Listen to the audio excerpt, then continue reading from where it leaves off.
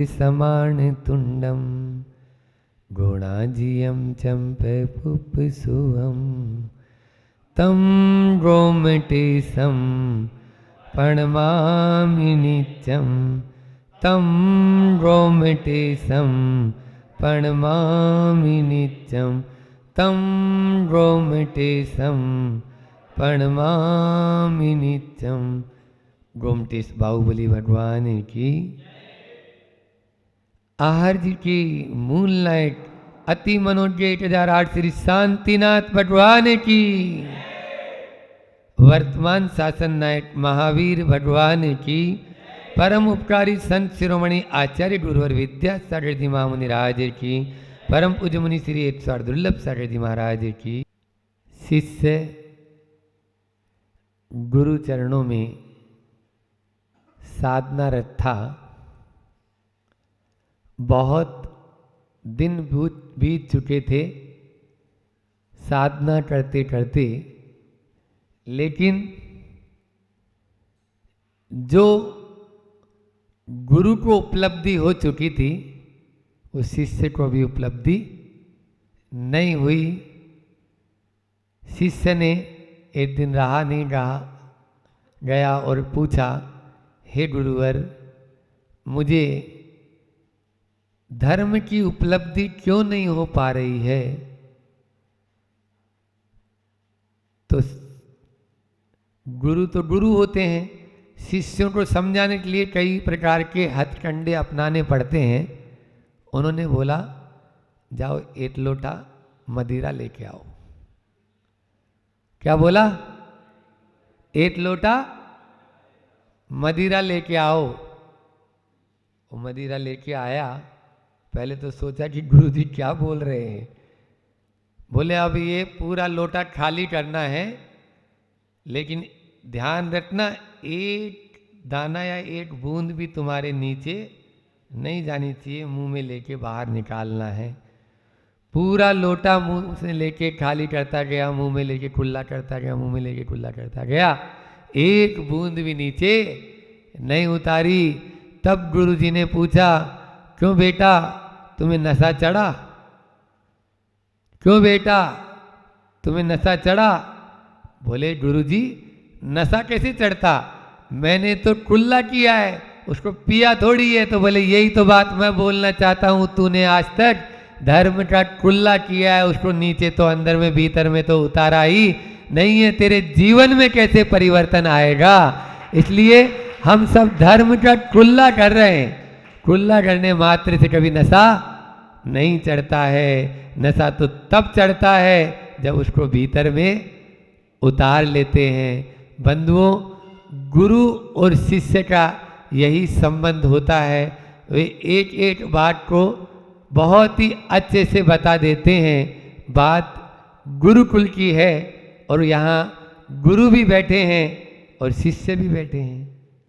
लेकिन ध्यान रखना, जो अध्ययन कराते हैं वो अध्यापक कहलाते हैं।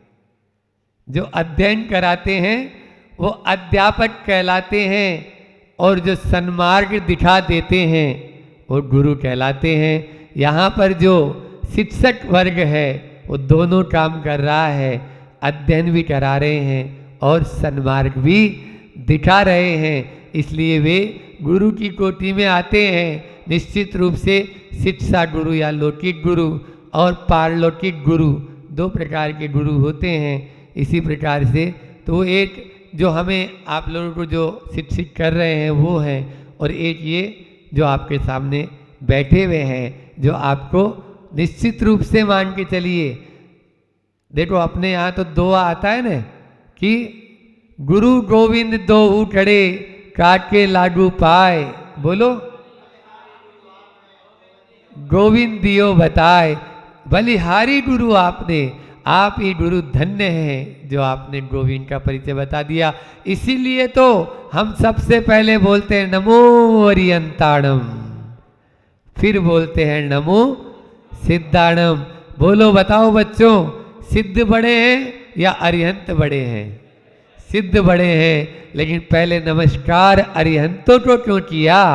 इसलिए नमस्कार पहले अरिहंतों को किया क्योंकि उन्होंने हमें मार्ग बताया, वो हमारे गुरु हैं। उन्होंने बताया कि ये सिद्ध हैं, यदि अरिहंत नहीं होते तो सिद्धों का भी कोई पता हमको नहीं चल पाता। ये निश्चित रूप से, इसलिए अपने आप को ऊपर उठाना चाहते हो, प्रतिदिन हम यही बिंदु आपको बताते जा रहे हैं। अपने यहाँ पर तो श्रावक के 60 कर्म में पहला है देव पूजा और दूसरा गुरु उपासना। इसलिए सफलता का सोपान पाना चाहते हो तो करो गुरु की उपासना। गुरु उपासना के बिना हमें नहीं मिलेगा। और गुरु से ही देखो, ज्ञान तो राम और रावण में ज्यादा फर्क नहीं, लेकिन राम को पग पग पर गुरु मिलते गए और उन गुरुओं के निर्देशन में वो चलते गए तो राम राम बन गए। और रावण के पास में भी विद्याएं कम नहीं थी, रावण के पास में ज्ञान कम नहीं था, लेकिन गुरु नहीं था। रावण के पास में गुरु नहीं था, इसलिए वो उन विद्याओं का, उस ज्ञान का दुरुपयोग कर बैठा और अपने आप का ही नहीं, जो लंका सोने की लंका कहलाती थी वह भी धू धू कर सब राख हो गई, खाक हो गई। अपना भी नाश कर लिया और पूरे कुनबे का ही नाश हो गया।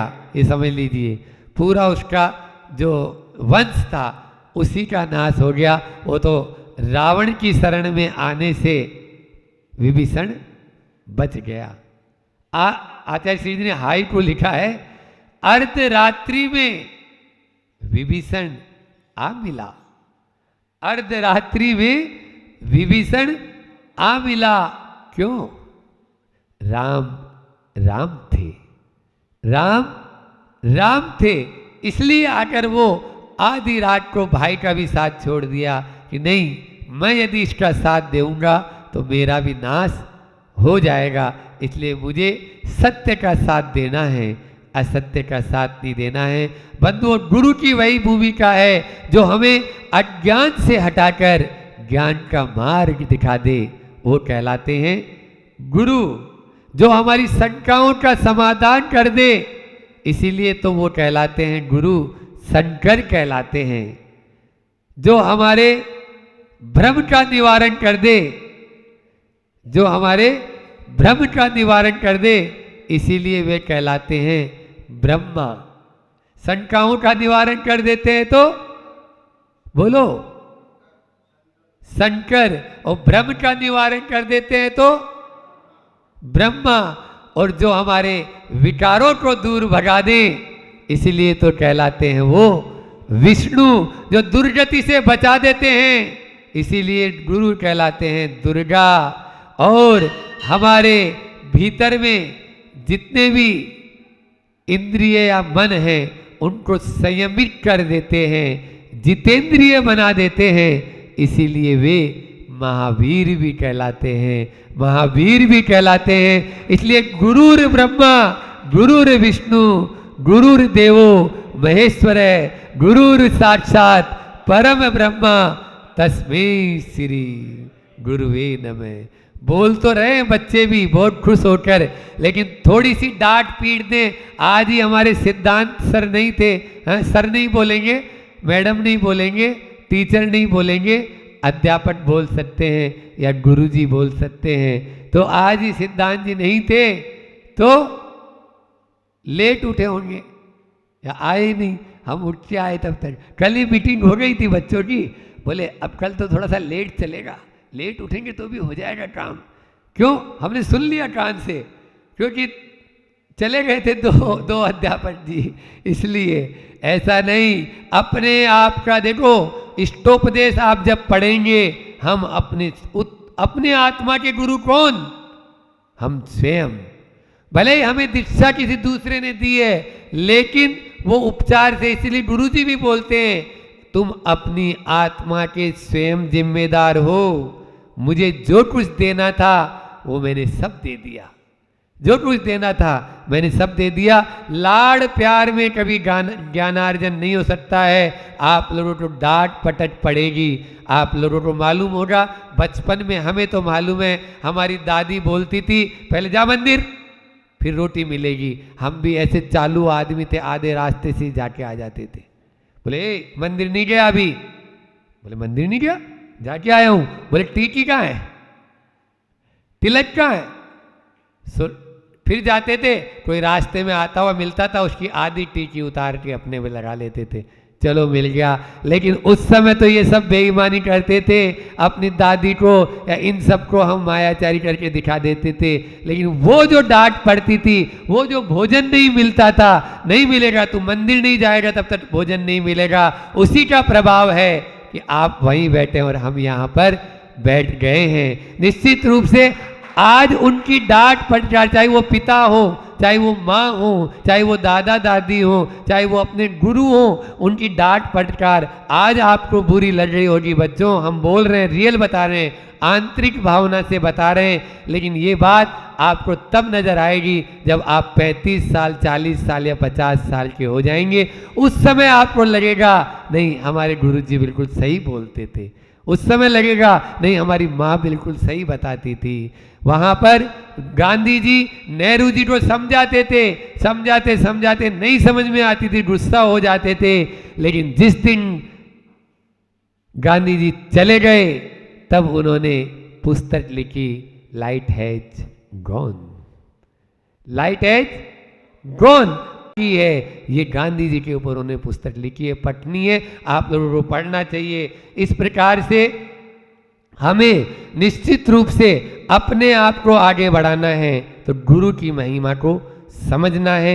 इतना ही रखते हैं, 4 बातें आपको बताते हैं, फिर महावीर जयंती के बारे में भी आप लोगों को बताएंगे। और आ ही रहा है वो तो कि 4 बातें याद रखना बच्चों, अपने जीवन को आगे बढ़ाना चाहते हो, इन 4 को रोक दो, रोक दो इन 4 को। स्टॉप इज कंप्लेन, सबसे पहले क्या बताया? Stop is complain, stop is compare, stop is calculating और स्टॉप इज कटिंग। 4 के दिए हैं मैंने आज आपको फिर से। पहला है कंप्लेन, शिकायत करना बंद करो। कंपेयर, देखा देखी बंद करो, देखा देखी बंद करो। फिर उसके बाद महाराज देखा देखी में तो आगे होते हैं 2 शब्द हैं, प्रतिस्पर्धा और प्रतिद्वंद्विता। क्या बोला मैंने? प्रतिस्पर्धा और प्रतिद्वंद्विता। प्रतिस्पर्धा कतई खराब नहीं है, प्रतिद्वंद्विता खराब है। प्रतिस्पर्धा मछली करती है, रेस लगाती है, एक बच्चा पीछे रह जाता है, एक बच्चा आगे बढ़ गया, कोई बात नहीं। लेकिन दूसरे की टांग खींचकर हम ऊपर हो जाएं, केकड़ा होता है ना, केकड़ा वैसे ही करता है। तो प्रतिद्वंदी मत बनो, प्रतिस्पर्धी बनो। कंपेयर करना है तो कैलकुलेटिंग, गणितीय हिसाबी, जोड़ तोड़ में ही मत लगो। हाँ, उसको इतना मिल रहा है, मुझे इतना मिल रहा है, ये नहीं, तब तक आप आगे नहीं बढ़ पाएंगे। और कटिंग, कोई भी बात की कटिंग मत करना शुरू कर दो। हम हर चीज़ को काटना शुरू कर देंगे तो निश्चित रूप से जीवन भी हमारा कटता हुआ चला जाएगा। इसलिए इस बात को ध्यान रखेंगे।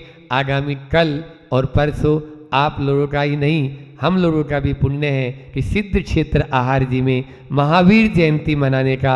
आदिनाथ जयंती सिद्ध क्षेत्र द्रोणगिरी में मनाई, तो महावीर जयंती सिद्ध क्षेत्र आहार जी में मनाने का यह सौभाग्य आप लोगों को भी यह सुअवसर प्राप्त हो रहा है। बंधुओं, केवल मात्र ताली नहीं, ताल बजाना है, अपन सबको लाभ लेना है और एक एक व्यक्ति को आगे आना है और अच्छे से पूरे उत्साह उमंग से भरकर यह 2 दिन का जो अपन सुबह सुबह प्रातःकाल का कल शांति विधान रखा आप लोगों ने, और परसों का महावीर विधान और महामस्तकाभिषेक तीनों वेदियों में रखा। यहाँ तो 9 जिनालयों में से 3 जिनालय ही महावीर भगवान के हैं। तो निश्चित रूप से इस क्षेत्र पर वर्तमान शासन नायक की अमिट छाप है। नहीं तो चंदा प्रभु और पारसनाथ की प्रतिमाएं तो ज़्यादा मिलती है, लेकिन महावीर भगवान की बहुत कम मिलेगी। चाहे कहीं पे भी चले, कुंडलपुर देख लो, द्रोणगिरी देख लो, सब जगह, लेकिन यहाँ पर 9 में से 3 जिनालय भगवान महावीर स्वामी के हैं। निश्चित रूप से हम सब सौभाग्यशाली हैं कि यह सुअवसर अपने बीच आ रहा है, इसको हाथ से न जाने दें। और जिन जिन लोगों को भी इस बहती गंगा में हाथ धोनावे दो। मैं तो ऐसा सोचा हम दोनों तो कि भैया बीच में बैठ जाओ। कल बता रहा था शाम को मैं, जैसे आइसक्रीम वाला होता है अपनी घंटी बजाता रहता है और लोग आसपास के जो भी कुल्फी खरीदना चाहते हैं कुल्फी खरीदने के लिए आ जाते हैं। हमने भी अपना ठेला द्रोणगिरी के इस मैदान में लगा लिया और घंटी बजा रहे हैं, आ जाओ भैया। हाँ, आहार जी के इस यहाँ पर कैंपस में लगा लिया, भैया जिसको कुल्फी खाना है आ जाओ भैया। हाँ, जो आएगा वो पाएगा, अन्यथा तो पछतावाई हाथ में रह जाएगा। पछताने से बचना है तो आ जाओ इस आहार जी के क्षेत्र पर। और निश्चित रूप से यह महावीर स्वामी का जन्म जयंती जिनके शासन में हम सब जी रहे हैं, ऐसे उस महावीर स्वामी के उत्सव को सब मिलकर मनाएं। इसी परम पुनीत भावना के साथ में मैं अपनी वाणी को विराम करता हूँ। बोलिए अहिंसा परमो धर्म की जय। आचार्य गुरुवर विद्यासागर जी महामुनि राज जय हो। परम पूज्य मुनि श्री 108 दुर्लभ सागर जी महाराज की जय हो। समस्त मुनि संघ की जय। अभिमान पर चर्चा चलते हुए 21 वक्तव्य अपने हो चुके हैं। अभिमान एक ऐसा तत्व है जो हमें ऊपर नहीं उठने देता है। और कहा है कहने वालों ने इस अभिमान के लिए, क्या कहा है? अभिमान मुर्दे के समान है। अभिमान मुर्दे के समान है। क्यों है मुर्दे के समान? क्योंकि अभिमान विनाश का सूचक है, जो व्यक्ति के विवेक को और सजगता को नष्ट कर देता है और पतन की ओर धकेल देता है। बंधुओं, जब विवेक समाप्त हो जाएगा, हमारी सजगता समाप्त हो जाएगी, तो निश्चित तौर से हम पतन की ओर ही जाएंगे। विवेक और सजगता दोनों का नाश करने वाला अभिमान है। ऐसा आचरण करने वाला जिंदा रहते हुए भी क्या है? मुर्दे के समान है। कैसा है वो? मुर्दे के समान है, क्योंकि ना तो उसके पास विवेक है ना उसके पास सजगता है। वो विवेक और सजगता खो चुका है, तो वो निश्चित तौर से मुर्दे के समान है और वो धर्म से तो कोसों दूर हो ही जाता है अभिमानी व्यक्ति। कहा भी है, बहुत अच्छी बात कही है। क्या कही है? अकड़ खांस मुर्दे की पहचान है। अकड़ खांस मुर्दे की पहचान है, झुकता वही जिसमें कुछ जान है। क्या बात बोली है? अकड़ खास मुर्दे की पहचान है, झुकता वही जिसमें कुछ जान है। जिसमें क्या है? थोड़ी बहुत जान है, वही झुकता है और कोई दूसरा नहीं झुकता हैगा। अगर आपके अंदर जान होगी तो निश्चित तौर से आप झुकोगे, आप नमोगे, आप दूसरों के आगे अपने आप को विनयशील बनाओगे। नहीं, अगर आपके अंदर अभिमान है तो आप झुकोगे नहीं। एक बात स्पष्ट ध्यान रखना, क्योंकि जो व्यक्ति झुकता है तो समझना वो स्वभाव को प्राप्त करता है। जो व्यक्ति झुकता है अर्थात वो स्वभाव को प्राप्त करता है। स्वभाव असीम है, स्वभाव जो है बहुत असीम है, उसकी सीमा नहीं है, सीमा से परे है वो स्वभाव। और जो विभाव है उसकी सीमाएं हैं। क्योंकि स्वभाव क्या है? स्वभाव है क्या आखिर? स्वभाव मतलब जो स्व से उत्पन्न होता है, स्व में ही होता है, उसका नाम स्वभाव है। जो स्व से उत्पन्न होता है और स्व में होता है उसका नाम स्वभाव है। और जो पर के माध्यम से आता है उसका नाम विभाव है। ये स्वभाव और विभाव है। तो ज्ञान आपका स्वभाव है। जब आप ज्ञान की प्राप्ति करोगे तो उसमें थकान आती ही नहीं है। लेकिन जब आप विभाव की ओर जाओगे तो ध्यान रखना आप थक जाओगे, बिल्कुल थक जाओगे। विभाव क्या है? आदमी की एक धारणा होती है कि हम क्रोध कर लें, हम थोड़ा सा गुस्सा दिखा दें तो अपने आप सामने वाला दब जाएगा। उसको सीधा करना है, थोड़ा अभिमान दिखा दें, थोड़ा गुरूर दिखा दें तो सामने वाला निश्चित तौर से झुक जाएगा, दब जाएगा और मैं जैसा करता हूँ वैसा करता चल जाएगा। एक बात ध्यान रखना, बहुत अच्छा सा एक उदाहरण देता हूँ। मान लीजिए माचिस की तीली है, माचिस की तीली घिसी जलाई तो सही, उस जिस चीज़ के लिए जलाया वो जले या ना जले, लेकिन वो अपने पे कालिख लगा लेती है, वो जलकर काली हो जाती है। उसी प्रकार आप भी क्या करते हैं, क्रोध करते हैं, गुस्सा करते हैं, अभिमान दिखाते हैं, वो भी एक प्रकार का क्या है, एक प्रकार की अग्नि है। वो अपने आप को उससे आपने जलाया और अपना मुंह काला कर लिया। आपने क्या किया, वो जो तीली काली हो गई जलने के बाद, सामने वाली चीज़ जली या ना जली, पर यह ध्यान रखना आप स्वयं जल जाओगे अगर आप अभिमान करोगे। ध्यान रखना, लेकिन वो ज्ञान कब प्राप्त होगा, वो प्राप्त होगा जब वो ज्ञान गुरु की शरण से ही मिलता है, हर कहीं नहीं मिलता। जब ऐसे ज्ञानी साधु के पास जाके बैठोगे आप, उनकी सन्निधि को प्राप्त करोगे आप, तभी वो ज्ञान के चक्षु आपके खुलेंगे, तभी आप आत्मा की ओर जा पाओगे। क्योंकि ज्ञान से आत्मबोध की उत्कंठा जाग उठती है और मन के जो कपाट है वो खुलते चले जाते हैं। अभी आपके मन के दरवाजे लगे हुए हैं, मन के जो दरवाजे इसलिए लगे कि वास्तविकता में जो विशेष आत्मज्ञान है वहाँ तक आप पहुँचे ही नहीं है। अगर आप वास्तविकता में आत्मा की ओर झाँकोगे,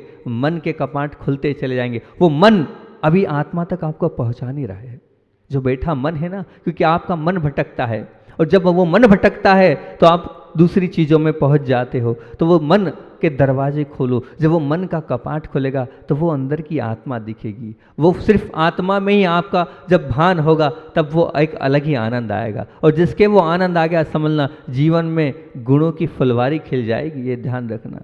जैसे ही आप अंदर घुसे, मन को आपने ठंडे बस्ते में रखा और मन की बात नहीं मानी और अंतरंग में विचार करना चालू कर दिया, तो वो फुलवारी खिल जाएगी। और वो फुलवारी जैसे ही खिलेगी तो ज्ञान जीवन पथ में वो आपके खिलता चले जाएगा, और वो जो रास्ता है वो अध्यात्म का रास्ता, वो सुगम बनता चल जाएगा, निर्मल बनता चला जाएगा। लेकिन हम लोग ऐसे हैं, उस समीचीन रास्ते तक पहुँच ही नहीं पा रहे हैं।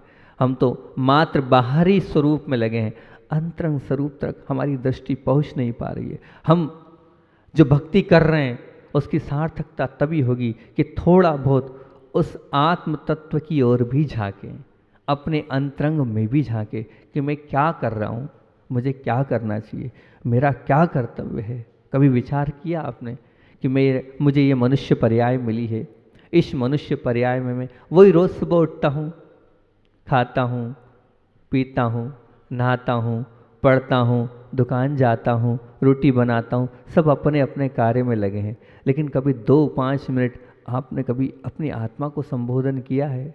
बहुत आनंद आता है सुबह से उठना, और सुबह से उठने के बाद विचार करना कि मैं एक आत्मा हूँ, मैं शुद्ध आत्मा हूँ, मैं वो आत्मा हूँ जिससे मेरा कल्याण होना है। मैं कैसा हूँ? मैं भगवान स्वरूप हूँ, सिद्ध स्वरूप हूँ, मैं निर्विकल्प हूँ, न राग है न द्वेष है। 2-5 मिनट भी अगर आप इस प्रकार का चिंतन करोगे ना, तो आपको प्रशस्ता आती चलेगी। जितना आपका डिप्रेशन है दूर होता चले जाएगा, जितनी आपकी विकल्पता है वो दूर होती चली जाएगी। सिर्फ आपको कुछ नहीं करना है, मैं निर्विकल्प हूँ, मुझे किसी से कोई लेना देना नहीं है। ऐसे चिंतन करते चले जाएंगे तो निश्चित बहुत आनंद की आपको यात्रा का अनुभव होगा। पर होगा तब आपने तो सब कुछ इसी को मान लिया। जैसे मनुष्य इस हीरे को, पन्ने को, सोने को, इनको सबको सब कुछ मानता है, लेकिन जब वो आत्मा का ज्ञान करता है उसके लिए सब मिट्टी है। उसके लिए तो क्या है? सब कुछ वो क्या है? आत्मा में, आत्मा रूपी रत्नों में वो 2 मिनट 5 मिनट खोजता है, और उसमें से जो एक चिंतन निकल के आता है वही उसको सब कुछ मानता है। वैसे मैं आपसे पूछता हूँ, आप बताना कि स्व क्या है और पर क्या है? स्व क्या है?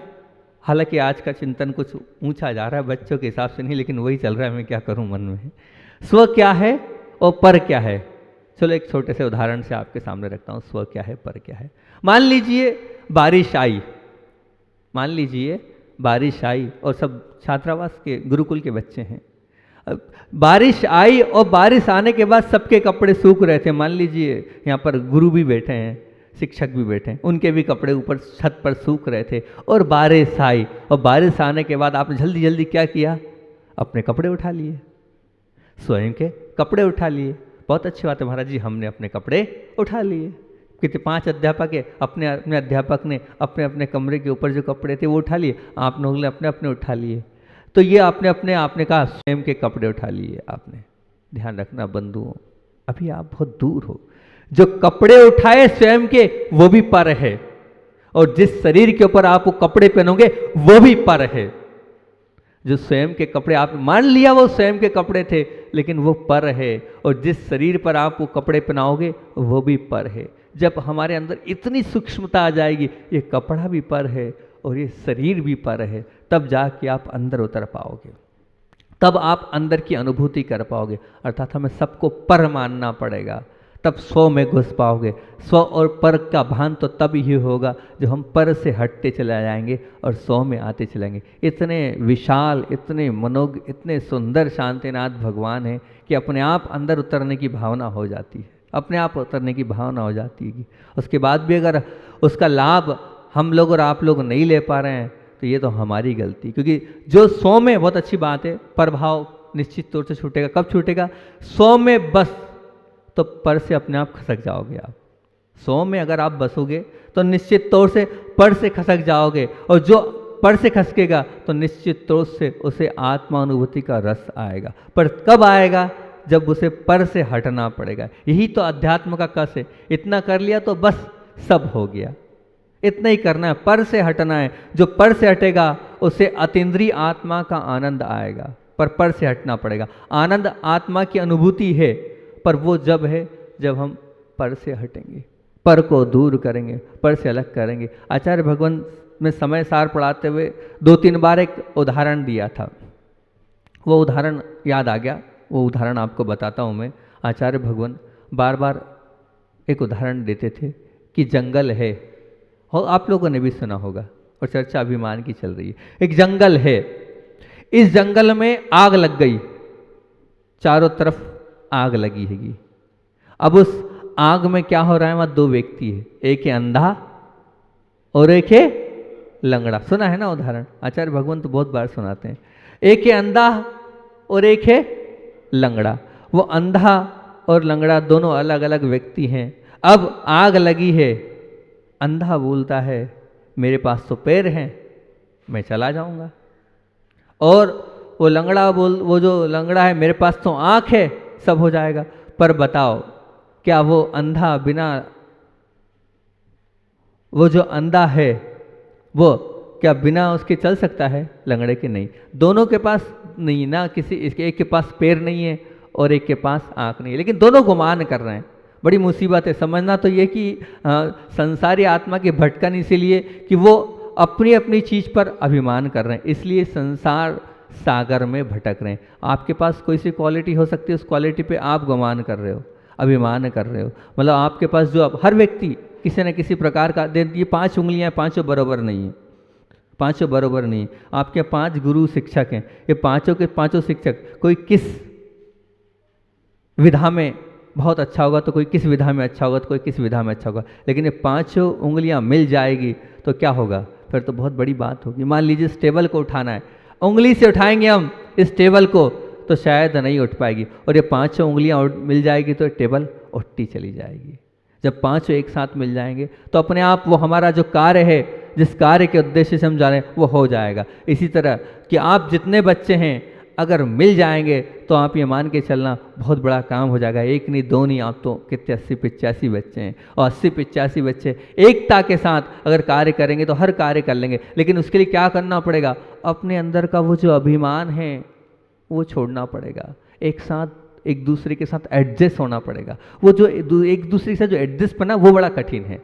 अगर हम एक दूसरे के साथ मिल गए, संयोजन हो गया, तो हर कार्य को कर सकते हैं। दुनिया का कोई कार्य नहीं जो नहीं कर सकते, लेकिन मिलना पड़ेगा, झुकना पड़ेगा।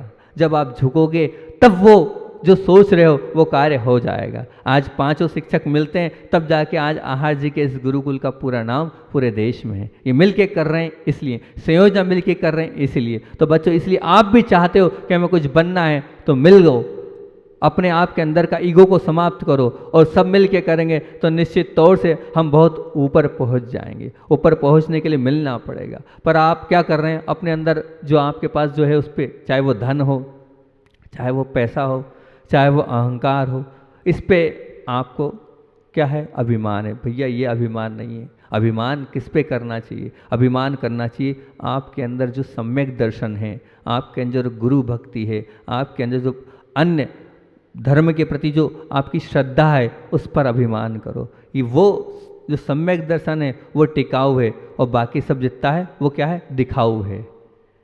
सम्यक दर्शन है वो टिकाऊ है, वो आगे तक आपका कल्याण कराएगा। ध्यान रखना, बाकी सब दिखाऊ है, बुलबुले के समान है, कब समाप्त हो जाएगा आपको खुद को पता नहीं चलेगा, और वो सब कुछ समाप्त होता चला जाएगा। वो जो दोनों व्यक्ति हैं, कौन, वो अंधा और लंगड़ा, अगर वो दोनों मिल जाएंगे तो निश्चित तौर से काम होता चला जाएगा। कहा भी है, जो एक दूसरे के मिलकर हम अगर कोई काम करते हैं तो निश्चित तौर से वो काम होता ही है। स्वयं अगर हमें बड़ा बनना है तो हमें धर्म के साथ और सबके साथ मिलकर करें। अब वो चाह तो नहीं रहे, दोनों एक दूसरे के गुए, लेकिन फिर भी अंदर से आवाज़ आई और गुरु ने संबोधन दिया, मिल जाओ। अगर आप लोग मिल जाओगे तो निश्चित तौर से आपका वो सब अच्छा होता चला जाएगा। और वो मिल गए, और जब वो मिल गए तो अपने आप उस आग से बच गए। अगर नहीं मिलते तो क्या होता, उस आग में क्या छोड़ती अग्नि कि नहीं भैया मैं कृपा करती हूँ,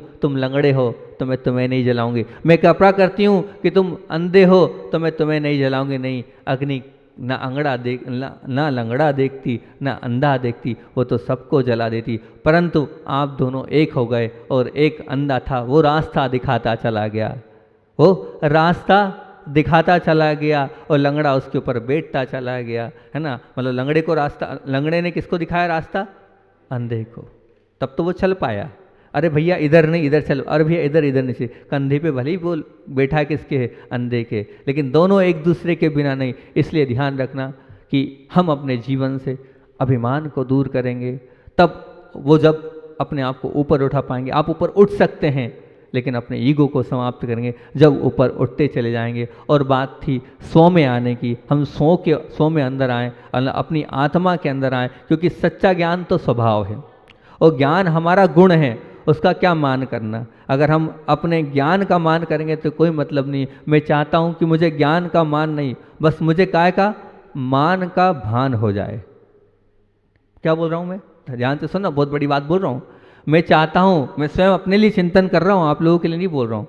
मैं चाहता हूँ मुझे ज्ञान का मान नहीं, बस मुझे मान का ज्ञान हो जाए कि यहाँ मेरा मान आ रहा है। हम अक्सर बातों ही बातों में अपने मान को प्रस्तुत कर देते हैं, और वो मान का भान नहीं होता, मान का ज्ञान नहीं होता। और जब वो मान का भान नहीं होता और जब वो मान का ज्ञान नहीं होता है तो कर्म बनते चले जाते हैं, और फिर हम उस कर्म की श्रृंखला से जगड़ते चले जाते हैं। बस मैं तो यही प्रभु से बार बार भावना बाता हूँ कि मुझे मान का ज्ञान हो जाए और मुझे मान का भान हो जाए, तो निश्चित तौर से मैं अपने आप अंतरंग में उतरता चलता जाऊँगा। क्योंकि मान का मुझे भान हो जाएगा तो कहाँ पर मैं मान कर रहा हूँ, तो उस मान से अपने आप दूर होता चला जाऊँगा। और कोई बहुत बड़ी कठिन बात थोड़ी है, लेकिन उस मान को समझना आपको स्वयं को पड़ेगा, उतरना आपको अपने आप से पड़ेगा, तब वो मान दूर होता चला जाएगा। वो दूर हो, यही हमारी भावना है। और जैसे कि कहते हैं ना कि बम्फर ड्रा लग गया, तो आहार जी वालों का बम्फर ड्रा लग गया। क्यों बम्फर ड्रा लग गया, देखो ललितपुर वाले लगे थे, है ना, और बड़ा मलहरा वाले तो रोज आ रहे हैं, रास्ते भर आए हैं और द्रोणगिरी से पीछे पड़े हैं। और फिर उसके बाद कल दिगोड़ा वाले आए थे, महावीर जयंती हमारे यहाँ करो। लेकिन हम लोगों की भावना थी, और गुरु चरणों में भी यही निवेदन करके आए थे कि आचार्य भगवान सिद्ध क्षेत्र अतिशय क्षेत्र की वंदना के लिए निकलें, तो वही सिद्ध क्षेत्र में महावीर जयंती करें ना। तो यहाँ की भावना थी, और शांतिनाथ भगवान को देखकर तो और भाव हो गए कि अपने को कहीं नहीं जाना, अपने को तो महावीर जयंती यहीं की करना है। और आपकी भावना भी पूरी हुई, और आपकी भावना भी पूरी हुई कि वर्तमान शासन नायक महावीर भगवान की इस महावीर जयंती को अपन लोग मिलकर यहीं पर मनाएंगे, और कुछ नया अपने जीवन में लाएंगे, कुछ नया अपने जीवन में उतारेंगे। इस भावना से महावीर जयंती को अपन मनाने जा ही रहेंगे। और विधान तो महाराज जी ने बता ही दिया, आप लोगों ने कल आई थी यहाँ की समाज और कमेटी निवेदन करने कि महाराज जी हम चाहते हैं कि कल भी विधान हो, परसों विधान हो। मैंने कहा करना आपको है, हमें तो करना नहीं है, आप बुलाओगे तो हम आ जाएंगे, क्या बाधा है, कोई बाधा वाली कोई बात ही नहीं है। आपकी भावना है तो बहुत अच्छी बात है। हमने कहा है कहाँ, समाज कहाँ है, हमने पूछा, बोले हमारे बच्चे लोग तो हैं, वो तो बैठेंगे ना, बहुत अच्छी बात है, जितने आएंगे उतनी बहुत अच्छी बात है। अच्छे भावों से महावीर जयंती आप मनाओ, महावीर भगवान की आप भक्ति करो। रोज़ अपन आचार्य भगवान का कोई ना कोई संस्मरण लेते हैं, कोई ना कोई आपके अंत में बात जरूर बोलते हैं। तो एक बहुत पुराना संस्मरण, क्योंकि अभी वैसे तो एक बात बताऊँ, मैं इतने काफ़ी समय से रोज़ आचार्य भगवान का कोई ना कोई संस्मरण सुनाता हूँ, कोई ना कोई संस्मरण सुनाता हूँ, तो जितने मेरे पास से करीब जो मेरे जीवन के साथ घटे थे लगभग वो तो बहुत कुछ सुना चुका हूँ। पर अभी आचार्य भगवान की एक पुस्तक हैगी जो पूज्य धैर्य सागर जी महाराज से चर्चा हुई, तो उनसे चर्चा हुई तो उन्होंने बताया कि महाराज जी है हमारे पास 3-4 जो गुरु जी के पुराने संस्मरण, तभी वही पुस्तक में यहाँ आया हूँ, जब से वही पढ़ रहा हूँ, पुरानी पुस्तक पढ़ रहा हूँ जो आचार्य भगवान के पुराने मतलब बहुत अच्छी अच्छी चीज़ जिससे मोटिवेशन मिले वो मिली। तो कल परसों एक पढ़ा मैंने तो वो बहुत अच्छा लगा। उस 74-75 की ही बात होगी, राजस्थान में ही आचार्य भगवान थे और उस समय क्या था कि जून का समय था और जून में पानी गिर गया।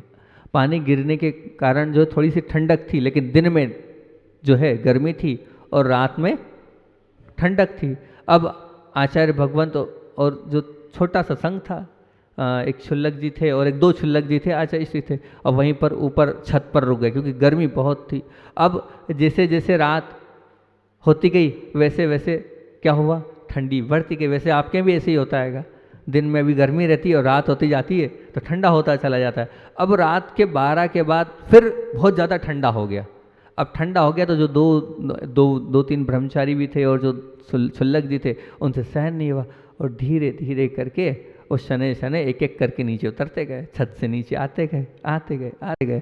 अब जो है मात्र आचार्य भगवान 1:30 बजे तक अकेले बचे, बाकी सब उतर आए। आचार्य श्री उस समय तक उठ जाते हैं, उठने के बाद वो ध्यान में बैठ गए। ठंडी ठंडी अच्छी तेज हवाएं चलती चली गई और आचार्य श्री बैठे रहे। अब आचार्य श्री अब बैठे, फिर सुबह जब क्षुल्लक जी से स्वरूपानंद जी नाम था उनका क्षुल्लक जी का, वो पहुँचे वहाँ पर तो आचार्य श्री से उन्होंने निवेदन किया, आचार्य श्री इतनी ठंड थी तो हम लोग से तो सहन नहीं हो रही थी, हम लोग तो नीचे आ गए, आप क्यों नहीं आए? तो आचार्य भगवान ने कहा, मैंने कर्म रूपी चादर को ओढ़ रखा था। तो हंस दिए, बोले हम समझे नहीं कर्म रूपी चादर का तात्पर्य। बोले हमने उस वक्त अपना चिंतन ये लगाया, ध्यान से सुनना मूल बात आचार्य भगवान की।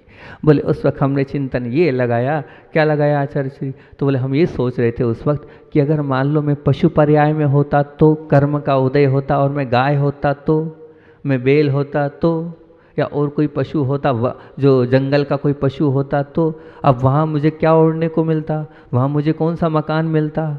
वहाँ तो कुछ नहीं मिलता ना। तो मैं वही कर्म रूपी ओढ़ रहा था, कर्मों को याद कर रहा था कि पूर्व पर्याय में भी मैंने सहन किया होगा, उन पशुओं के पर्याय में मैं घूमा होऊंगा, वहाँ भी तो इस हवाओं को सहन किया होगा, जंगल में रहकर आंधी तूफान को सहन किया। वहाँ कौन सा मुझे कमरा मिल गया, वहाँ कौन सी चटाई मिल गई, वहाँ मुझे कौन सी घास मिल गई होगी ओढ़ने के लिए? तो बोले इसलिए मैं उस कर्म रूपी चादर को ओढ़ रहा था, अपने आप को मैं मान रहा था कि मैं तो पशु तुल्य हूँ, क्योंकि पशु भी जैसे नग्न होते वैसे मैं भी नग्न हूँ। और उसको सोचते सोचते और उसका चिंतन करते करते रात निकाल दी। सब लोग बड़े प्रसन्न हुए। तो ये है चिंतन पूज्य गुरुदेव का। ऐसा चिंतन करते करते बड़े बड़े उपसर्ग और बड़े बड़े परिचय भी वो सहन करते चले जाते हैं। बोलिए आचार्य भगवान विद्यासागर जी महामुनि राज की।